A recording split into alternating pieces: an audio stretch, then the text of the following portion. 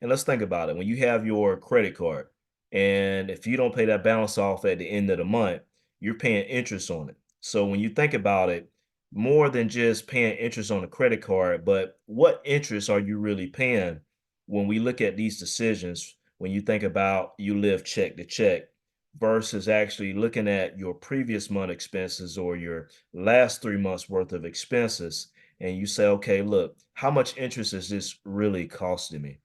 When you look at the aspect of how much interest is it really costing you, when we actually go out and we spend more money on a monthly basis eating out than we actually put towards a kid's college fund or a kid's investment or our 401k or our own retirement.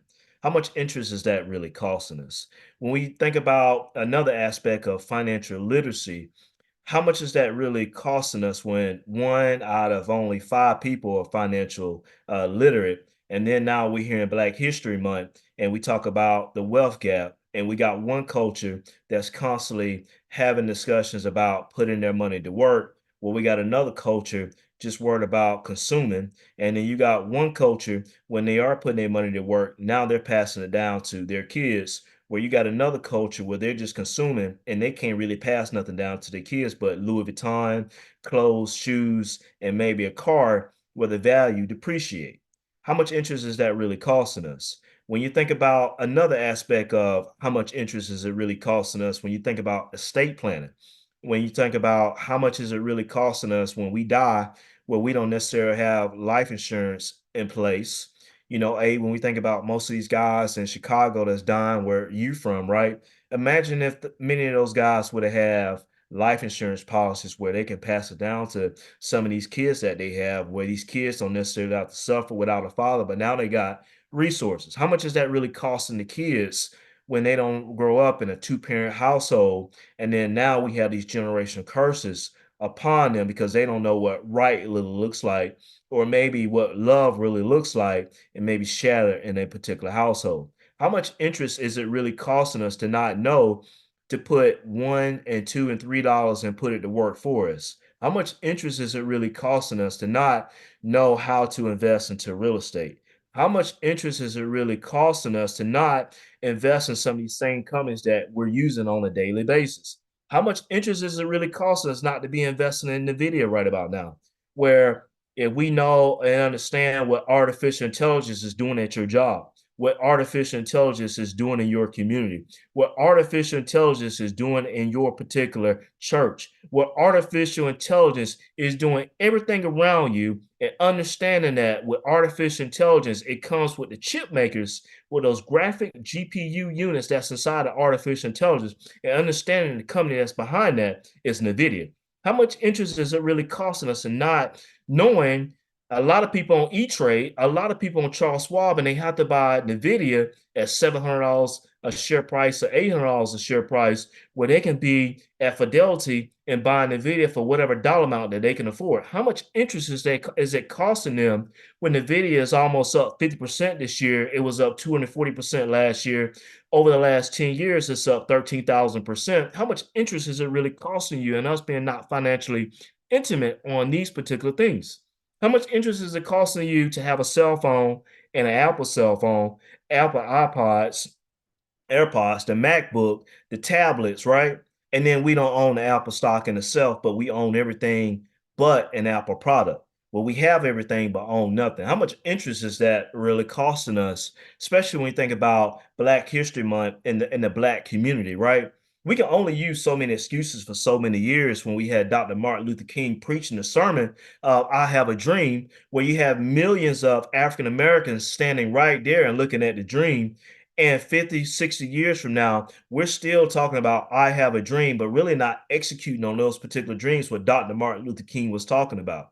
Dr. Martin Luther King was also behind economic empowerment as well. We can use the excuse of, well, that's because of that's how I was raised. You could be born poor, but it's up to you to die poor or not if you want, because it's based off the decisions that you make in life. How much interest is it really costing you when you take your income that you make on a monthly basis from maybe getting paid once a month or twice a month? and not putting some of this money to work for you, or not putting some of this money towards a savings account, or not putting some of this money towards a life insurance plan, or not putting some money towards, it's going towards majority of these credit card bills from these decisions that we made in life, and trying to figure out how do we get out of it. How much is it really costing us? It's costing us a lot because, again, we can only make the excuses for so long. And then when you think about it, your decisions that you making right about now, it's very important and it's very pivotal because especially if you got young kids that's watching you, think about when you grew up and think about what you saw and what Kenyatta mentioned as far as what she only saw. You set the example as far as the trajectory of your kids and how and their state and their matters and how they grow up based on your decisions. We get intimate, physically intimate before we actually get financially intimate. And if you make that choice, you got your kids watching you, they're gonna make the same decisions and the same choices that you're making. And so that's why it's important for us to have this conversation today when we think about love, when we think about money in itself. Money is not everything until we actually need it. When we wake up in the morning, we got to turn on the lights. That's the electricity bill. When we go in the bathroom, when we turn on the water, that's our water bill that we paying. Oh, by the way, the house that we living in, or maybe the place that we rent, that's going to actually cost us money. And then we go in the closet and we put on our clothes, that's actually going to cost us money in itself. And oh, by the way, when we walk out the house and we go to the car, we get in the car. Oh, by the way, that's going to cost us a monthly note that we got to pay. And then when we get in the car, we figure if we run out of gas, that we got to put gas in the car, and that's going to cost us money, right? Money is not everything. It's not. Money is not everything until you actually need it. So the root of all evil is the love of money. And so for me, it's economic empowerment is what I try to preach. Is because if you respect the dollar will respect you. But a lot of times we disrespect the dollar because we're spending money from a future paycheck now with the money that we're getting paid because we're making past decisions and trying to catch up. We're owing 10,000, 20,000, $30,000 on credit cards based on decisions that we've made in the past, simply because we want that Louis Vuitton bag to show status that we actually got it. When okay, that credit card limit may be, say, $15,000, you may have an $8,000 credit limit on it. You got a promotion at your job and you feel like you deserve it. So you're going to go and buy this $1,500 Louis bag because you got enough room on your credit limit to do it, where that credit balance is already $8,000 and you got a 20% interest rate on it, and you're already spending $180 a month in interest, and you ain't even tapped into the principal yet. But yet we go and steal and buy this Louis Vuitton bag because now we're gonna go out and we're gonna go out to eat and we're gonna spend it on that credit card and we're gonna show our girls that we got the latest and greatest Louis Vuitton bag. That's the lifestyle that we live. That's the lifestyle that we live. But if we change our mindsets and think about, okay, look, man, I'm sick and tired, man, of paying this $180 a month that's just going towards interest, and I ain't really moving. I ain't moving. And then you wonder why this person over here, why they moving the way they moving, right? Because they business mindset. And when we put them opportunities in front of us, there ain't nothing more expensive in life than a missed opportunity. So when those opportunities come in front of you, right? And I'll just say this right here and I'll be done. I had a person that called me yesterday, had a big deposit that was put into their particular account for some various reasons, right? He contacted me and said, "Hey, Sherwin, what should we do with this?" Right? That's capitalizing on an opportunity because many times we get these opportunities and we don't capitalize on them, and then we look back in life and say, "Man, I get these fun. I get the elderly, man, Sherwin. I had 30, 40, $50,000, right, in my 401k, and I ain't really know how to invest inside of it. I wish I would have known you 20 years ago. How much interest is that really costing us? When we pull this money from this 401k account, we don't went and bought it for a car, maybe a vacation. How much interest is that really costing us? Man, that's a conversation that we want to continue to have on this love and money discussion and continue to move the needle forward. I want each and every one, I want Kiana, I want you to be moving the needle in 2024. I want you to start pivoting even more, even though you're on a great plan. I love the plan that you want. I look at Jody and herself. You made some big moves this year. And you know what, Jody? You invite more people around you to be empowered as well. From a person that you work with that had great resources. Now she part of the Less Win financial community and already got empowered. We look at Aaron herself, man. Continue to keep doing what you're doing, brother, with the young family that you got, brother, with them young kids. They watching you. The same way that you look towards like older family members, right? That's respected.